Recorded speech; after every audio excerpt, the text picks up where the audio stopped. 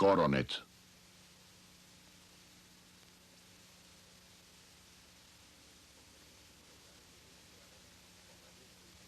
WGBH, Boston, presenta, en asociación con el Museo de Arte Metropolitano, un proyecto de Annenberg CPB.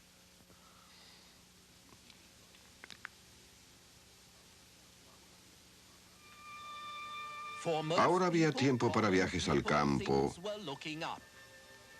para los deportes. El trabajador podía comprarse su propia bicicleta. Pero a los demás, a los amantes del arte, a los ricos, no les iba tan bien. La chusma estaba en todos lados. El nivel de vida era inferior. La ruina estaba muy cercana.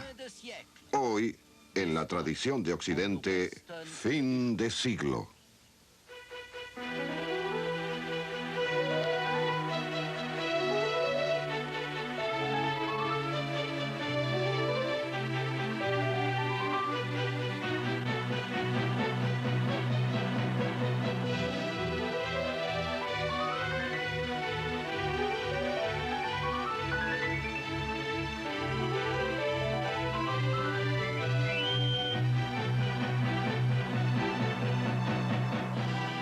La tradición de Occidente.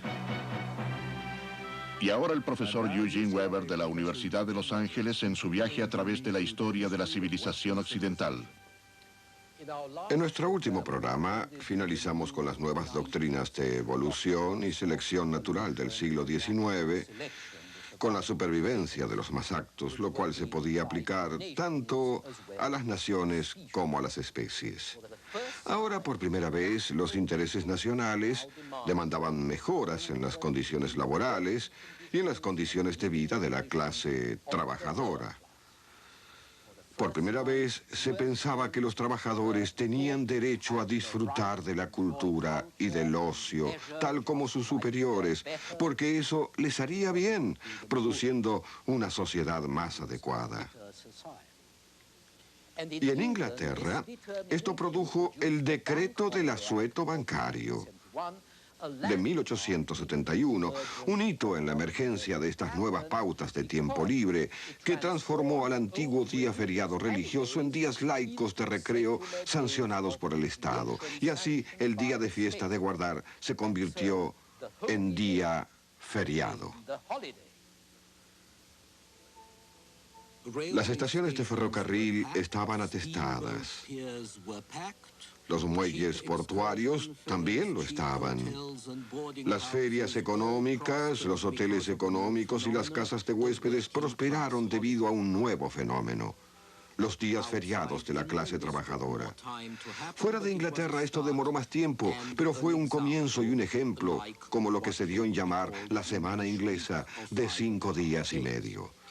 Esto significó que, en primer lugar, en Inglaterra y luego en otros países occidentales, alrededor del año 1900, los trabajadores obtuvieron más tiempo libre. Como no había mucho que hacer con el tiempo libre, la mayoría lo pasaba bebiendo o golpeando a la esposa o a quien quiera que fuese.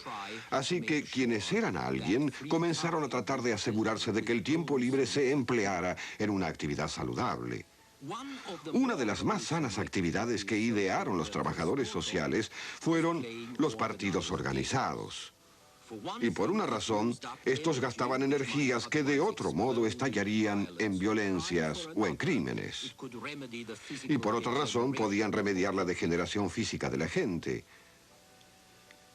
Ayudando a la gente a adquirir un buen estado físico, su conducta también mejoraría. Las iglesias, las escuelas, las industrias, todos estuvieron de acuerdo en que lo mejor que los jóvenes y los hombres de la clase trabajadora podían hacer un sábado por la tarde era jugar partidos de pelota. Y en segundo término, lo mejor era ver a otros hombres jugar partidos de pelota. Así que Entre 1870 y 1880, las organizaciones eclesiásticas literalmente formaron miles de equipos. Los sindicatos de comercio, las fábricas, las tiendas del ferrocarril formaron también equipos, y algunos de los grandes clubes de fútbol de Inglaterra comenzaron de ese modo. El fútbol, que desde luego significaba balompié. Pero la mayor inspiración hacia las actividades deportivas provenía de las escuelas. Después de 1870, las ciudades inglesas implementaron un sistema educativo para atraer a todos los niños locales. Hacia fines de siglo, miles de espectadores pagaban por ver los finales de la competencia escolar local. También se pagaba por ver partidos jugados en nuevas canchas, algunas con tribunas, a veces suministradas por las autoridades locales.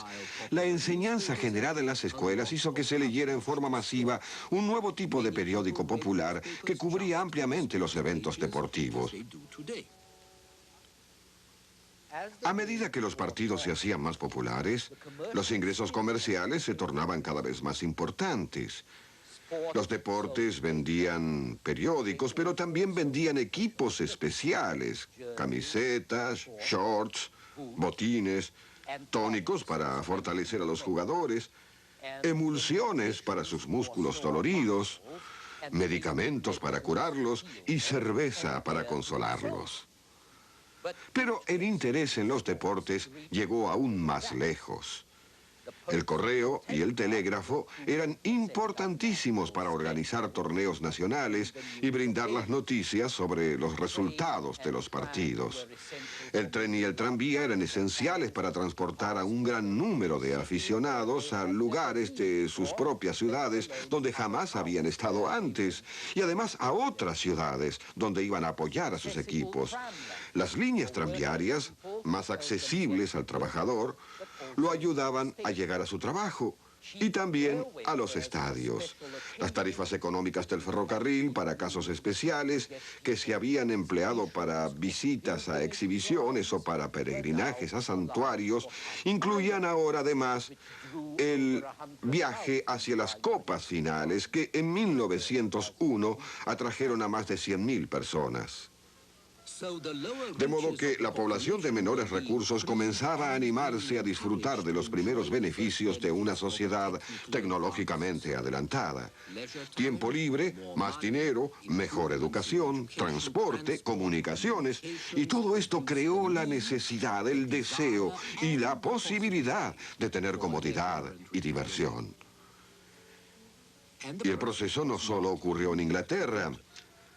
También se vería en otras sociedades como Australia y los Estados Unidos, donde el entretenimiento en masa se convirtió en una característica del siglo XIX.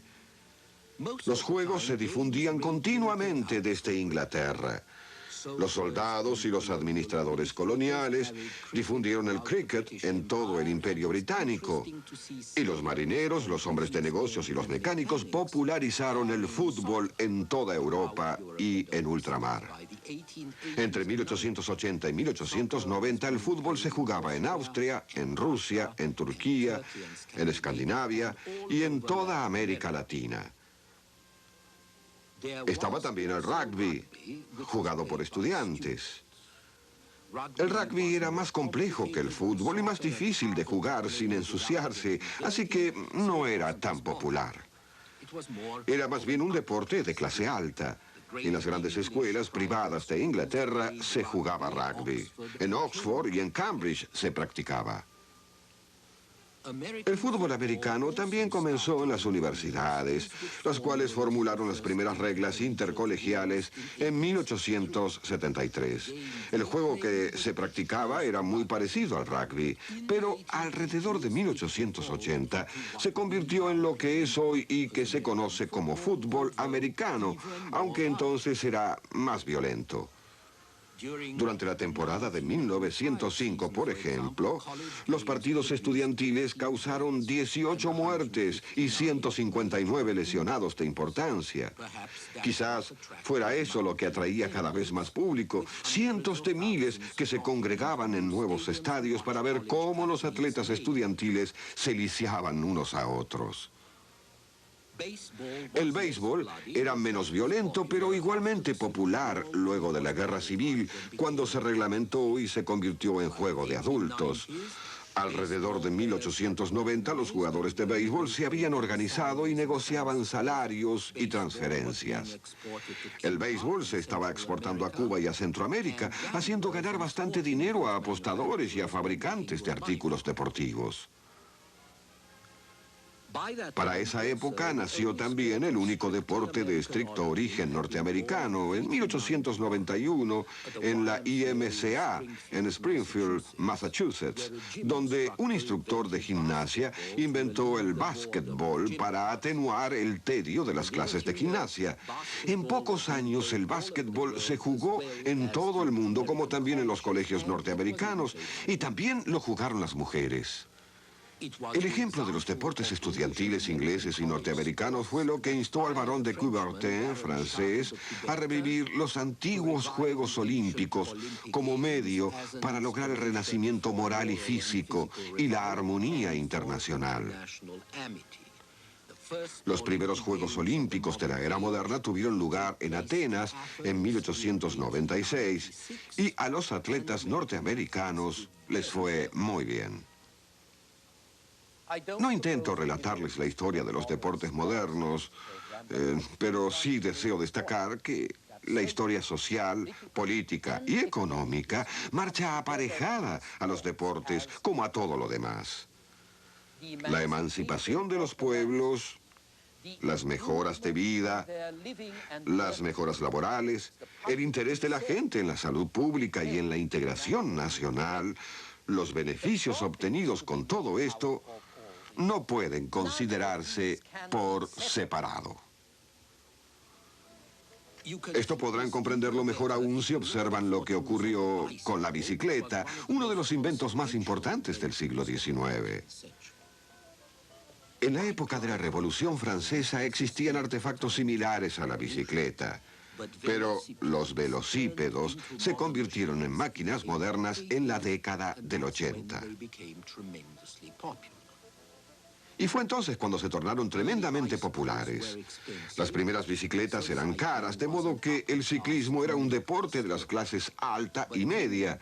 Pero las mujeres lo practicaban al igual que los hombres, y fue un gran medio de emancipación para ellas, pues las libraba de las damas de compañía, y en especial porque comenzó a librarlas de corsés e incómodas faldas, y pudieron entonces usar pantalones por primera vez. Las primeras feministas, quienes ya preferían usar ropas más racionales, adoraron a la bicicleta como si ésta fuese su liberadora. Luego, a medida que la gente compraba más bicicletas, los precios bajaban y hubo más gente que pudo darse el lujo de comprarlas. Comenzó a existir el turismo en bicicleta, los clubes para ciclistas, los días feriados sobre ruedas. El número de ciclistas en aumento hizo que se necesitase mejorar los caminos, tanto en el campo como en la ciudad. Los hoteles, posadas y cafeterías sobre las rutas evolucionaron para complacer a estos nuevos clientes y nació entonces una nueva industria. Los fabricantes trataban de demostrar que su modelo era el mejor para carreras, tanto en velódromos como en carreras ruteras, que atraían a decenas de miles de espectadores. La carrera ciclística inspiró una parte de ese arte vivaz del siglo XIX. Y también brindó, como el fútbol lo hizo en los países de habla inglesa, un medio para la promoción social. Los corredores campeones fueron los primeros en ser estrellas del deporte nacional e internacional. Muchos de los fabricantes de bicicletas eran personas que habían comenzado fabricando armazones de paraguas y ballenas de corsé, y luego se convirtieron en algo más interesante empleando componentes similares. El mismo espíritu empresario inspiró a muchos de ellos a tratar de colocar máquinas entre 2 o 3 ruedas y obtuvieron los primeros coches sin caballos, a los que llamaron automóviles, pues se movían solos, y más tarde fabricaron los primeros aeroplanos. Si uno observa las ruedas y el fuselaje o la carrocería de los primeros aviones y automóviles, verá que muchos de los componentes básicos eran los mismos. Cierto número de ciclistas, como los hermanos Farman, pasaron de las carreras ciclísticas a las automovilísticas y luego a las aeronáuticas, impulsados por el mismo espíritu de los hombres que las organizaban. El amor a la velocidad, a la aventura, a ese cambio característico de la época. Pero lo más importante de la bicicleta fue que era el primer artefacto mecánico capaz de competir con el caballo, y que no comía heno, ni ensuciaba las calles, ni necesitaba un establo. La bicicleta permitía correr más que el caballo y le brindó a la gente una movilidad y una libertad que muy pocos habían gozado hasta entonces. En vísperas de la Primera Guerra Mundial, los mineros, los obreros especializados, los panaderos, todos pudieron comprar su bicicleta y muchos otros pudieron soñar con tenerla algún día. Estas revoluciones son las que me gustan. Pero no todos se sentían tan entusiastas con el cambio tecnológico, pues interfería en las normas establecidas. El teléfono, por ejemplo, se consideraba una intrusión en la privacidad. Cuando al pintor Degas le telefonearon mientras cenaba, uno de sus invitados se rió de él. Así que ese es el teléfono. Alguien te llama y tú corres tal como un sirviente. Y cuando unos años después los abonados fueron tantos que ya no se les pudo poner en una lista ni telefoneárseles por su nombre, recibieron números telefónicos. Números. Esto fue como un agravio. Fue muy censurado, pues decían que se perdía identidad. Mucha gente de clase alta sentía que estaba perdiendo identidad con la nueva identidad masiva de los años 1880 y 1890. Los feriados que solían pasar entre ellos en algún balneario o en algún lugar de la costa sufrían la amenaza, pensaban ellos, de multitudes vulgares que hablaban en voz alta y que se vestían llamativamente. Las compras que antes hacían con toda comodidad, ahora las hacían junto a mujeres toscas que usaban el transporte público para llegar allí. La enseñanza superior y los mejores empleos que generaba esa enseñanza superior se tornaron accesibles para algunos estudiantes de clase baja, quienes podían aspirar a casarse con la hija o la hermana de uno. Todos se vestían como todo el mundo. En realidad no era así, desde luego, pero eso pensaba la clase alta. ¿Qué respeto podía uno esperar? Sin mencionar la deferencia debida de inferiores hacia superiores. Sin mencionar el respeto a las mujeres, que ahora tenían empleos, que usaban pantalones, que flirteaban, que probablemente emplearan métodos anticonceptivos para limitar la cantidad de hijos. ¿Quién podía respetar a tales mujeres? Hasta el poder político y la influencia política estaban siendo disputados por ciertos advenedizos que no eran caballeros, sino políticos de profesión. Dios mío, si hasta podían convertirse en líderes laborales. Así que el mundo estaba perdido. Estaba poblado de degenerados, de oportunistas. Estaba en decadencia. La democracia estaba en decadencia. Si no se regeneraban estas generaciones, la sociedad se hundiría a causa de su propia podredumbre y corrupción. Así que, a limpiarlas. Primeramente, el antisemitismo se ocuparía de los judíos poniéndolos en su lugar. Luego había que ocuparse de otros grupos foráneos, forasteros, masones, protestantes de países católicos, católicos de países protestantes, etcétera, etcétera.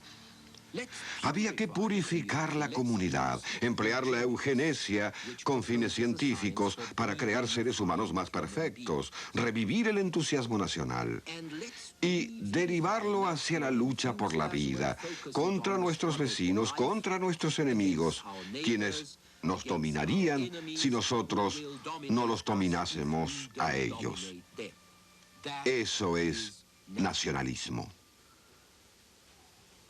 Y mientras existe todo esto, la agitación de la clase trabajadora, difundamos la idea de la guerra de clases uniendo a las dos grandes fuerzas de la época, el nacionalismo y el socialismo, en los cuales el Estado posee los medios de producción y de gobierno. Combinemos estas dos grandes fuerzas en una ideología más poderosa aún llamada nacionalsocialismo.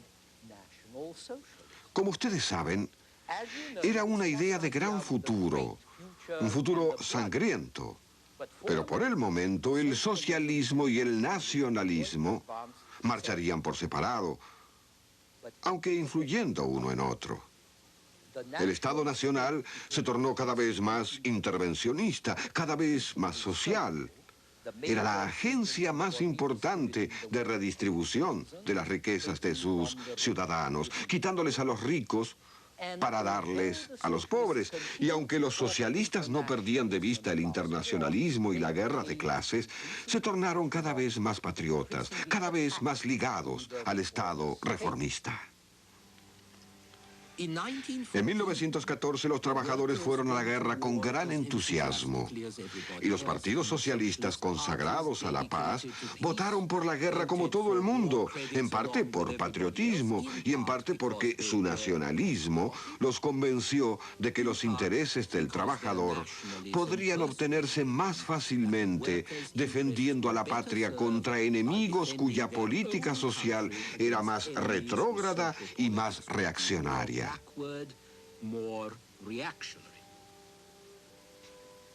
Fue una especie de reacción a los tiempos turbulentos. Hacer algo político o ideológico. Pero el progreso de un hombre resulta ser la perversión de otro. Y la integración de algunos a otros les parece degradación, decadencia, vulgarización. De modo que otra reacción significativa fue huir, desaparecer, afirmar la diferencia con la chusma, demostrar que uno es más sofisticado, más culto, más sensible que ese pueblo estúpido y torpe. Y fue una reacción muy influyente. Afectó a las artes y a las letras de la época e introdujo la era de la vanguardia, en la que la virtud no era tanto lo que uno hacía, sino estar al frente de lo que hacían los demás. Un nuevo conformismo cuya principal característica era tratar de evitar la conformidad. Era importante escribir, pintar o cantar de un modo que los insensibles bárbaros no pudieran apreciar. Solo los adeptos, los estetas, los paladares refinados y las mentes selectas, capaces de apreciar sensaciones, formas, insinuaciones extraordinarias y refinadas. Los hombres y mujeres realmente excepcionales solo apreciaban lo excepcional. La vida corriente, como dijo uno de ellos, no era para ellos. Los sirvientes se encargaban de eso. Ahora el ideal era música sin melodía, pinturas informes, poesías sin rima, novelas sin argumento, y filosofías que comunicaban una sabiduría para selectas minorías. A la larga esto provocaría la ruptura de artistas e intelectuales con el público en general y radicaría el actual principio de que o se es un artista verdadero, condenado al exilio en medio de una plebe insensible, o de lo contrario uno hace que su obra sea comprensible y accesible, lo cual es una forma de prostituirse. Todo esto hoy es cosa vieja, pero no lo era en el siglo XIX, cuando todos los grandes pintores y escritores también eran muy populares.